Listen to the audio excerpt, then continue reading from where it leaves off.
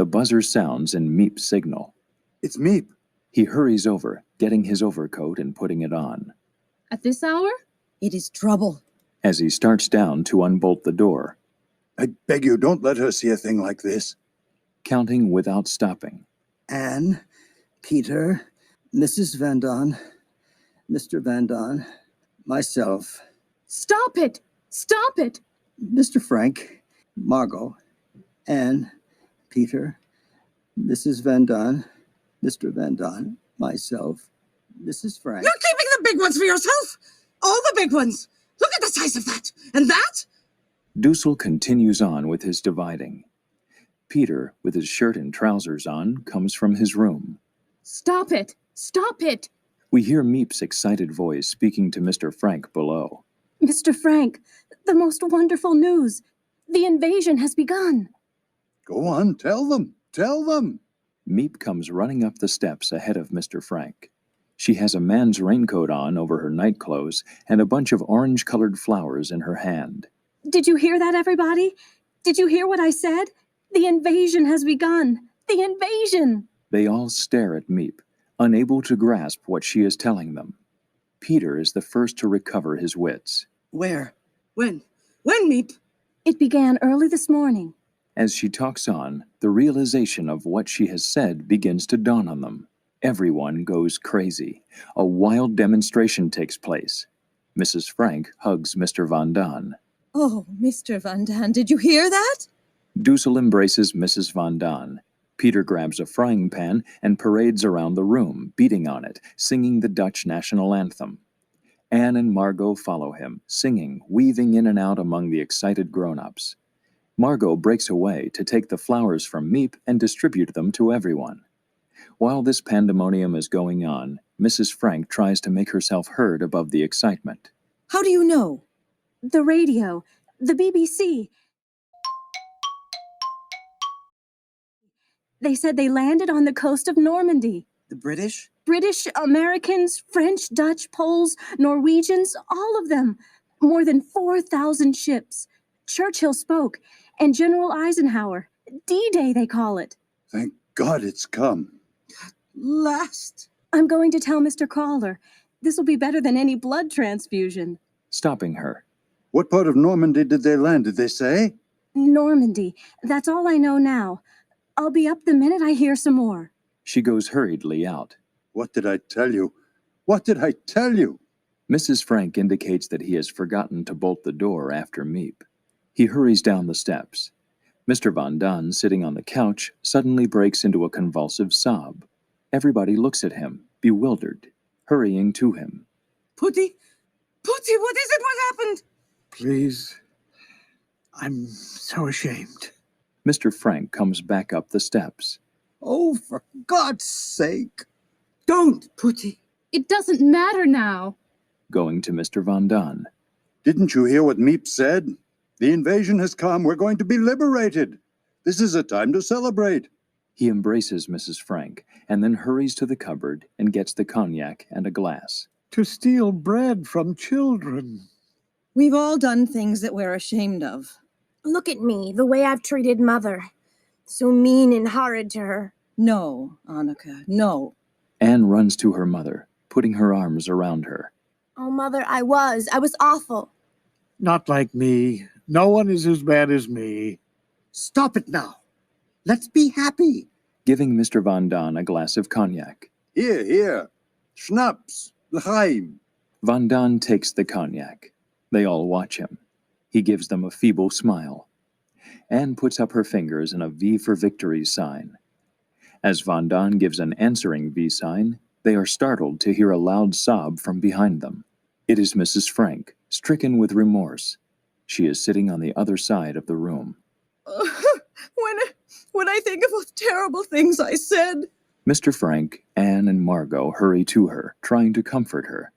Mr. Van Don brings her his glass of cognac. No. You were right. That I should speak that way to you, our friends, our guests. She starts to cry again. Stop it. You're spoiling the whole invasion. As they are comforting her, the lights dim out. The curtain falls. We're all in much better spirits these days. There's still excellent news of the invasion. The best part about it is that I have a feeling that friends are coming. Who knows? Maybe I'll be back in school by fall. Ha ha! The joke is on us. The warehouse man doesn't know a thing, and we are paying him all that money. Wednesday, the 2nd of July, 1944. The invasion seems temporarily to be bogged down. Mr. Crowler has to have an operation, which looks bad.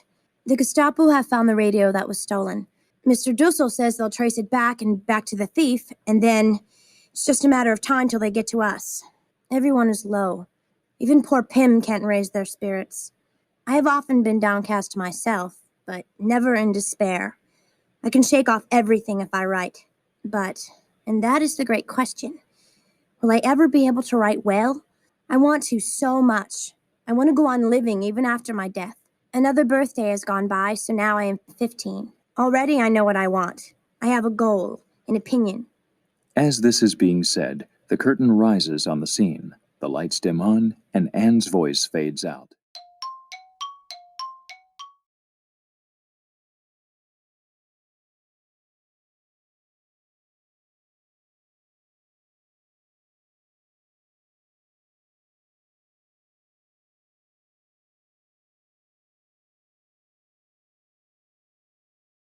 Scene 4. It is an afternoon a few weeks later. Everyone but Margot is in the main room. There is a sense of great tension. Both Mrs. Frank and Mr. Van Daan are nervously pacing back and forth. Dussel is standing at the window, looking down fixedly at the street below. Peter is at the center table, trying to do his lessons. Anne sits opposite him, writing in her diary. Mrs. Van Daan is seated on the couch, her eyes on Mr. Frank as he sits reading. The sound of a telephone ringing comes from the office below. They all are rigid, listening tensely. Mr. Dussel rushes down to Mr. Frank. There it goes again. The telephone. Mr. Frank, do you hear? Yes, I hear. But this is the third time, Mr. Frank. The third time in quick succession. It's a signal. I tell you, it's Meep trying to get us. For some reason, she can't come to us, and she's trying to warn us of something. Please, please. You're wasting your breath. Something has happened, Mr. Frank. For 3 days now, Meep hasn't been to see us. And today, not a man has come to work. There hasn't been a sound in the building. Perhaps it's Sunday. We may have lost track of the days. You with a diary there. What day is it? Going to Mrs. Frank. I don't lose track of the days. I know exactly what day it is. It's Friday, the 4th of August. Friday, and not a man at work. He rushes back to Mr. Frank, pleading with him, almost in tears. I tell you, Mr. Crawler's dead. That's the only explanation. He's dead. And they've closed down the building, and Meep's trying to tell us. She'd never telephone us. Mr. Frank, answer that. I beg you, answer it. No. Just pick it up and listen. You don't have to speak. Just listen and see if it's Meep. For God's sake, I ask you. No, I've told you no. I'll do nothing that might let anyone know we're in the building. Mr. Frank's right. There's no need to tell us what side you're on. If we wait, patiently, quietly, I believe that help will come. There is silence for a minute as they all listen to the telephone ringing. I'm going down. He rushes down the steps. Mr. Frank tries ineffectually to hold him. Dussel runs to the tower door, unbolting it. The telephone stops ringing. Dussel bolts the door and comes slowly back up the steps. Too late. Mr. Frank goes to Margot in Anne's bedroom. So we just wait here until we die. I can't stand it. I'll kill myself. I'll kill myself. For God's sake, stop it! In the distance, a German military band is heard playing a Viennese waltz. I think you'd be glad if I did. I think you want me to die. Whose fault is it we're here? Mrs. Van Daan starts for her room. He follows, talking at her. We could have been safe somewhere in America or Switzerland, but no, you wouldn't leave when I wanted to. You couldn't leave your things. You couldn't leave your precious furniture. Don't touch me. She hurries up the stairs, followed by Mr. Van Daan. Peter, unable to bear it, goes to his room. Anne looks after him, deeply concerned. Dussel returns to his post at the window. Mr. Frank comes back into the main room and takes a book, trying to read. Mrs. Frank sits near the sink, starting to peel some potatoes. Anne quietly goes to Peter's room, closing the door after her. Peter is lying face down on the cot. Anne leans over him, holding him in her arms, trying to bring him out of his despair. Look, Peter, the sky. She looks up through the skylight. What a lovely, lovely day. Aren't the clouds beautiful? You know what I do when it seems as if I couldn't stand being cooped up for one more minute? I think myself out. I think myself on a walk in the park where I used to go with Pim, where the jonquils and the crocus and the violets grow down the slopes. You know the most wonderful part about thinking yourself out? You can have it any way you like. You can have roses and violets and chrysanthemums all blooming at the same time. It's funny, I used to take it all for granted. And now I've gone crazy about everything to do with nature, haven't you? I've just gone crazy. I think if something doesn't happen soon, if we don't get out of here, I can't stand much more of it. I wish you had a religion, Peter. No thanks. Not me. Oh, I don't mean you have to be orthodox or believe in heaven and hell and purgatory and things. I just mean some religion. It doesn't matter what. Just to believe in something. When I think of all that's out there, the trees and flowers and seagulls, when I think of the dearness of you, Peter, and the goodness of the people we know, Mr. Kraler, Meep, Dirk, the vegetable man, all risking their lives for us every day. When I think of these good things, I'm not afraid anymore. I find myself in God. And Peter interrupts, getting up and walking away. That's fine. But when I begin to think, I get mad. Look at us, hiding out for 2 years, not able to move, caught here like waiting for them to come and get us. And all for what? we're not the only people that have had to suffer. There have always been people that have had to. Sometimes one race, sometimes another. And yet, That doesn't make me feel any better. Going to him. I know it's terrible, trying to have any faith when people are doing such horrible. But you know what I sometimes think? I think the world may be going through a phase, the way I was with Mother. It'll pass. Maybe not for hundreds of years, but someday. I still believe, in spite of everything, that people are really good at heart. I want to see something now. Not 1,000 years from now. He goes over, sitting down again on the cot. But Peter, if you'd only look at it as part of a great pattern, that we're just a little minute in the life. Listen to us, going at each other like a couple of stupid grown-ups. Look at the sky now. Isn't it lovely? She holds out her hand to him. Peter takes it and rises, standing with her at the window looking out, his arms around her. Someday, when we're outside again, I'm going to... She breaks off as she hears the sound of a car, its brakes squealing as it comes to a sudden stop. The people in the other rooms also become aware of the sound. They listen tensely. Another car roars up to a screeching stop. Anne and Peter come from Peter's room. Mr. and Mrs. Von Dahn creep down the stairs. Dussel comes out from his room. Everyone is listening, hardly breathing. A doorbell clangs again and again in the building below. Mr. Frank starts quietly down the steps to the door. Dussel and Peter follow him. The others stand rigid, waiting, terrified. In a few seconds, Dussel comes stumbling back up the steps. He shakes off Peter's help and goes to his room. Mr. Frank bolts the door below and comes slowly back up the steps. Their eyes are all on him as he stands there for a minute. They realize that what they feared has happened. Mrs. Von Dahn starts to whimper. Mr. Von Dahn puts her gently in a chair and then hurries off up the stairs to their room to collect their things. Peter goes to comfort his mother. There is a sound of violent pounding on a door below. For the past 2 years, we have lived in fear.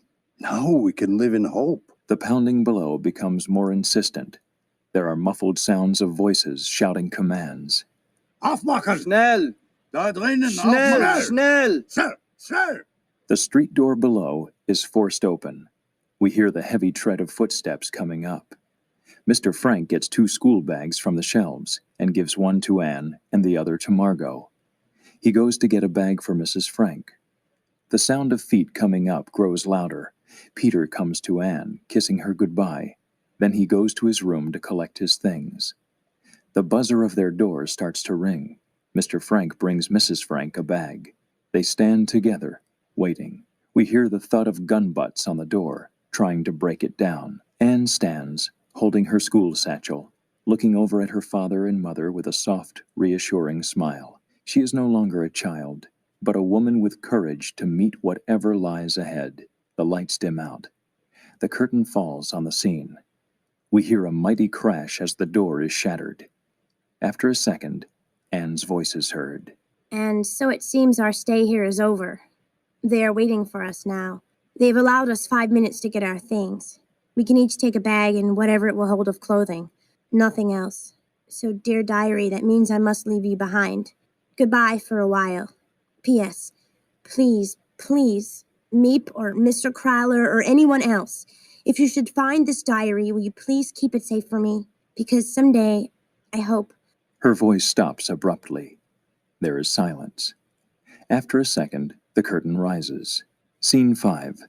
It is again the afternoon in November 1945. The rooms are as we saw them in the first scene. Mr. Crawler has joined Meep and Mr. Frank. There are coffee cups on the table. We see a great change in Mr. Frank. He is calm now. His bitterness is gone. He slowly turns a few pages of the diary. They are blank. No more. He closes the diary and puts it down on the couch beside him. I'd gone to the country to find food. When I got back, the block was surrounded by police. We made it our business to learn how they knew. It was the thief who told them. Meep goes up to the gas burner, bringing back a pot of coffee. It seems strange to say this, that anyone could be happy in a concentration camp. But Anne was happy in the camp in Holland where they first took us. After 2 years of being shut up in these rooms, she could be out in the sunshine and the fresh air that she loved. Offering the coffee to Mr. Frank, A little more? holding out his cup to her. The news of the war was good. The British and Americans were sweeping through France. We felt sure that they would get to us in time. In September, we were told that we were to be shipped to Poland. The men to one camp, the women to another. I was sent to Auschwitz. They went to Belsen. In January, we were freed, the few of us who were left. The war wasn't yet over, so it took us a long time to get home. We'd be sent here and there behind the lines where we'd be safe. Each time our train would stop at a siding or a crossing, we'd all get out and go from group to group. Where were you? Were you at Belsen? At Buchenwald? At Mauthausen? Is it possible that you knew my wife? Did you ever see my husband, my son, my daughter? That's how I found out about my wife's death, of Margot, the Van Daams, Dussel. But Anne, I still hoped. Yesterday I went to Rotterdam. I'd heard of a woman there. She'd been in Belsen with Anne. I know now. He picks up the diary again and turns the pages back to find a certain passage. As he finds it, we hear Anne's voice. In spite of everything, I still believe that people are really good at heart. Mr. Frank slowly closes the diary.